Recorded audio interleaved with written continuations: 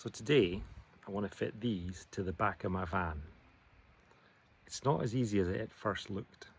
This is the area that I'm going to put it, just about there. And that also means when the wire goes through, this is a false plastic panel. And inside we have a little access hole just here that goes into the metal panel. So we need to line this up